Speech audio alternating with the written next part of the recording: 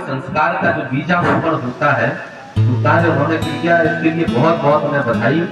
और भाई गजेश जी ने इसमें एक कविता का, इस यज्ञ में जो अनुष्ठान हो रहा है इसमें एक कविता की भी आज आहुति डलवा दी, इसके लिए भाई गजेश का भी बहुत बहुत धन्यवाद। कई बार हम लोग बैठते हैं तो ऐसा नहीं है, बाकी कई लोगों की चर्चा है, कहीं बेताल नहीं बैठे, हाँ वो बातें करते रहते हैं। हमने भी बेताल हमारे गाँव में भी है, बोले हमारे तो चाचा ही है, लेकिन हम तो विक्रम बेताल ही बेताल जानते थे। रवि है, रवि भाई पता नहीं कितने लोगों की वो चर्चा करता रहता। लेकिन आइए, मैं क्रम में हूँ तो मैं भी कुछ देर आपके बीच में हूँ। सबको आपका आशीर्वाद मिला है, मुझे लगता है मेरे हिस्से में भी शायद थोड़ी तालियां, हालांकि आप लोग ताली बजा चार पंक्तियां पढ़ता हूँ। अभी तक जो मैं काम कर रहा था वो मेरा काम नहीं था, मेरा जो काम है वो अब कर रहा हूँ। चार पंक्तियां पढ़ता हूँ, ये चार पंक्तियां तय करेंगे कितनी देर आप मुझे सुनेंगे, मैं उतनी देर आपको सुनाऊंगा। स्वागत है, स्वागत है। अब हम हैं और आप हैं, बाकी तो सबने बढ़ चुके हैं। स्वागत है। मुझको चाहत कभी नहीं है आसमान के तारों की, मुझको चाहत कभी नहीं है आसमान के तारों की, बेशर्म हवा के रुख पर चलते सत्ता के दरबारों की, मैं भूषण की सिंह गर्जना खुद की ताकत रखता हूं और वंदे मातरम होठों पर और दिल में भारत रखता हूं।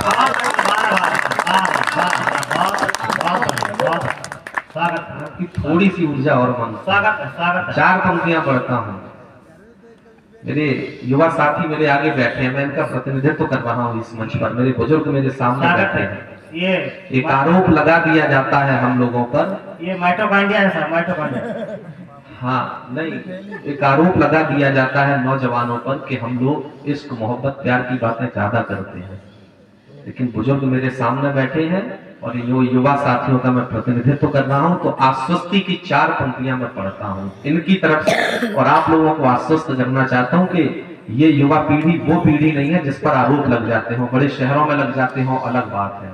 स्वागत है। क्योंकि कहीं चार पंक्तियां लिखी बेकन उत्साही साहब ने कि फटी कमीज नुची आस्तीन कुछ तो है, गरीब ऐसी दशा में हसीन कुछ तो है, लिबास कीमती पहनकर भी शहर नंगा है, हमारे गांव में मोटा महीन कुछ तो है। सब चार पंक्तियां उस पीढ़ी से, क्योंकि इस देश की सेना के नौजवान जितने हैं वो हमारे गांव से निकलते हैं। यहां से चार पंक्तियां पढ़ता हूं कि संकटों को झेल कर घास वाली रोटियों में शौर्य स्वाभिमान को जगाना जानते हैं हम। क्या है इस देश की युवा पीढ़ी कि संकटों को झेलकर घास वाली रोटियों में शौर्य स्वाभिमान को जगाना जानते हैं हम, गर्ज जिद पे अड़े तो जबड़े को खोलकर उंगली पे शेर को नचाना जानते हैं। गर्ज जिद पे जबड़े को खोलकर उंगली पे शेर को नचाना जानते हैं हम, दोस्ती में दोस्तों पे जान मारते थे किंतु शत्रुओं को धूल भी चटाना जानते हैं हम, दोस्ती में दोस्तों पे जान मारते थे किंतु शत्रुओं को धूल भी चटाना जानते हैं हम, और हम ही से महकता है देश का बगीचा क्योंकि लहू को पसीने से बहाना जानते हैं। हल्दी घाटी का योगदान, ये है देश की युवा पीढ़ी। हल्दी घाटी का योगदान।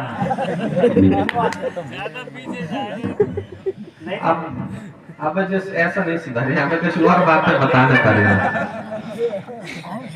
लेकिन डॉक्टर साहब है, नाम ही परम सिंह है, परम प्रिय है, तो मैं सोच रहा हूँ कि ज्यादा बातें ना बताएं। देखो हम लोग खेत में बैठे हैं, एक खेत में आयोजन हो रहा है। भाई गजेश ने जब कविता का प्रारंभ किया था तो उसने किसान के ऊपर कुछ पंक्तियां पढ़ी थी आपके बीच। मैं खेत में जब आया तो मुझे लगा कि एक कविता आपके बीच जरूर मैं आज पढ़ते जाऊंगा, क्योंकि इस देश में एक ऐसा दौर हमने देखा जो सैकड़ों सालों में लोगों ने नहीं देखा होगा। जब कोरोना काल आया हम लोग अपने घरों में बंद हो गए थे। दद्दू क्या स्थिति थी उस समय जब सब्जियां सैनिटाइज करके हम लोग खा रहे थे भाई साहब, और कोई भी आता था तो केवल शक की निगाह से उसे हम लोग देखते थे। कोरोना का कोई किसी को खांसी कुछ हो गया तुरंत, मतलब इतना भीषण दौर आया कि लोग घरों में बंद हो गए थे। गांव में तब भी खुले थे, शहरों की तो बहुत बुरी हालत थी। जो दिल्ली उस समय गए उन्हें तो पता होगा।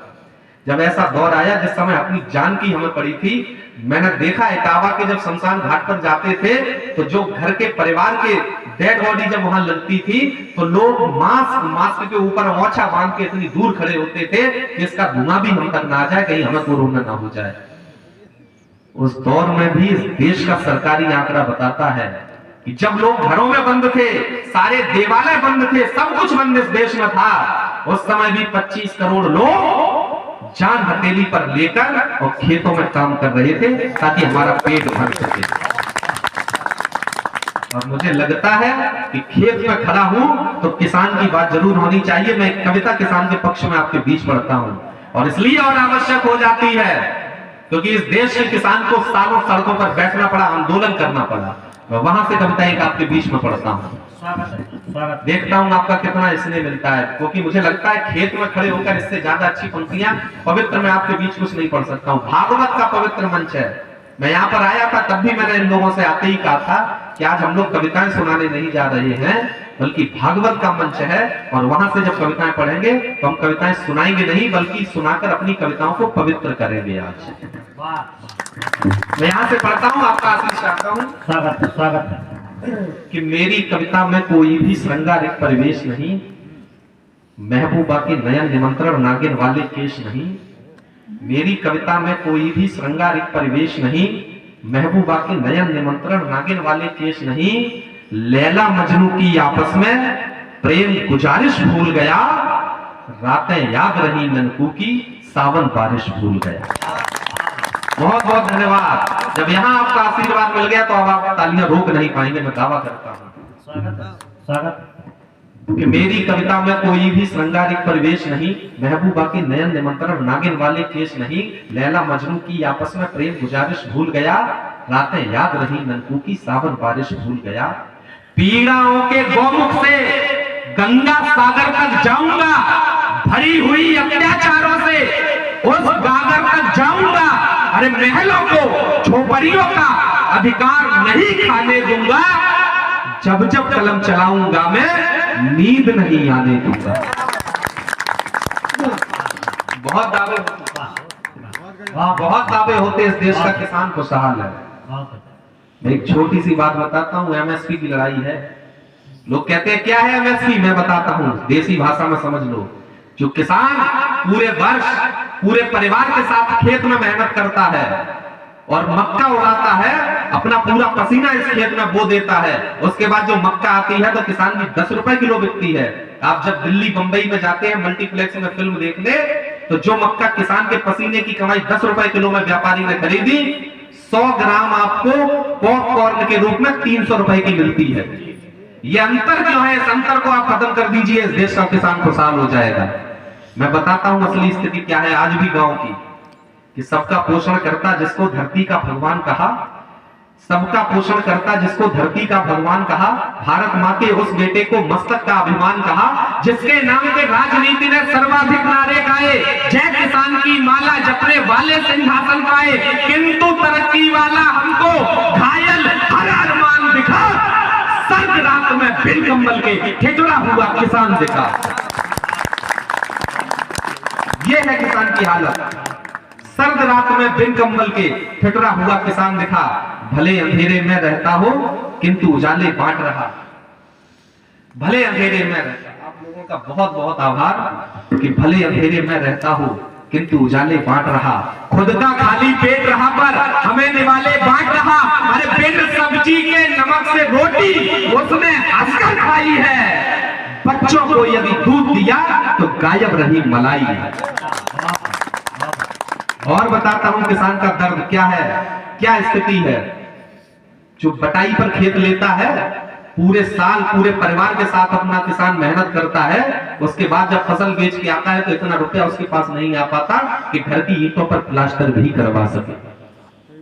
तब मैं पंक्तियां पढ़ता हूं कि भले अंधेरे में रहता हो किंतु उजाले बांट रहा, खुद का खाली पेट रहा पर हमें निवाले बांट रहा। अरे बिन सब्जी के नमक से रोटी उसने हंसकर खाई है, बच्चों को यदि दूध दिया तो गायब रही मलाई है।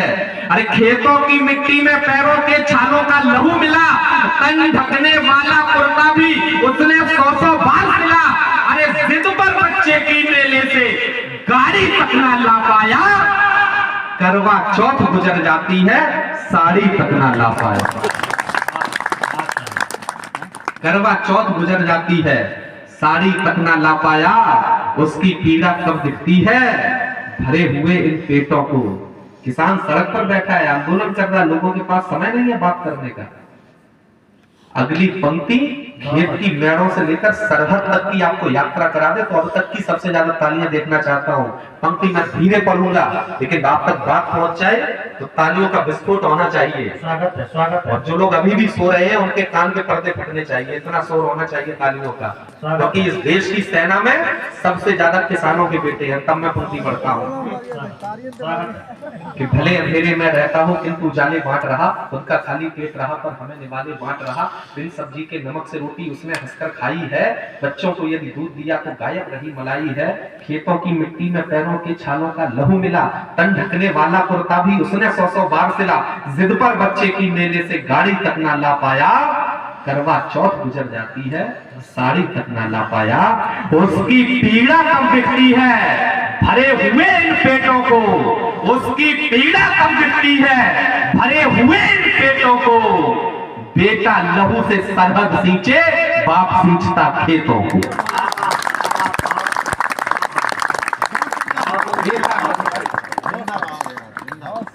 बेटा लहू से सरहद सींचे, बाप सींचता खेतों को। और इस कविता की सबसे संवेदनशील पंक्ति जो है वो आपके आंगन में रखा हूं, और इससे ज्यादा मैं किसान का दर्द नहीं कह सकता हूं। आप लोगों तक अगर पहुंच जाए, समझ जाए तो आपका आशीष चाहता हूं कि उसकी पीड़ा कब दिखती है भरे हुए इन पेटों को। समझना पंक्ति सबसे संवेदनशील इस कविता की पंक्ति आपके आंगन में रख रहा हूं। किसी की भी केसीसी देख लेना, कभी पूरी जमा नहीं हो पाती। आज जमा करता है किसान, अगले दिन फिर निकाल लेता है। कि उसकी पीड़ा कब दिखती है भरे हुए इन पेटों को। बेटा लहू से सरहद सींचे, बाप सींचता खेतों को। अरे अंगारों पर चलता लेकिन अधरों पर मुस्कान रही, अंबर चादर धरा बिछौना उसकी ये पहचान रही। अरे सालों की मेहनत भी उसका कर्जा चुका नहीं पाई, आंसू सूख गए पर देर पसीना सुखा नहीं पाई। आंसू सूख गए पर देह पसीना सुखा नहीं पाई। ईश्वर का एक नाम इन गरीब मजदूर किसानों के कारण है। वो नाम आपके बीच पढ़ता हूं और मुझे लगता है यदि आराधना करनी चाहिए तो ईश्वर के उसी रूप की करनी चाहिए।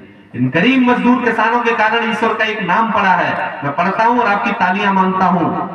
स्वागत है, स्वागत है। अंगारों पर चलता लेकिन अधरों पर मुस्कान रही, अंबर चादर धरा बिछौना उसकी ये पहचान रही। सालों की मेहनत भी उसका कर्जा चुका नहीं पाई, आंसू सूख गए पर देह पसीना सुखा नहीं पाई। रिश्ते घाव मरहम की उम्मीद लगाकर बैठे हैं, आंखों में खुशहाली वाले ख्वाब सजाकर बैठे हैं। अरे इनकी करुण पुकारों पर भगवान धरा पर आते हैं, नेह लुटाकर दीनों पर वे दीन बंधु बन जाते हैं। नेह लुटाकर दीनों पर वे दीन बंधु बन जाते हैं। और इस देश के जो दो सबसे बड़े अवतार हैं जिनके इर्द गिर्द ये पूरा देश घूमता है, उनका भी इस पृथ्वी पर आने का जो उद्देश्य था, दो पंक्तियां मैं पढ़ता हूं। रिश्ते घाव मरहम की उम्मीद लगाकर बैठे हैं, आंखों में खुशहाली वाले ख्वाब सजाकर बैठे हैं। इनकी करुण पुकारों पर भगवान धरा पर आते हैं, नेह लुटाकर दीनों पर वे दीन बंधु बन जाते हैं। अरे 3 मुट्ठी चावल में तीनों लोग दान कर डाले थे, भक्त सुदामा के पैरों के कांटे स्वयं निकाले थे।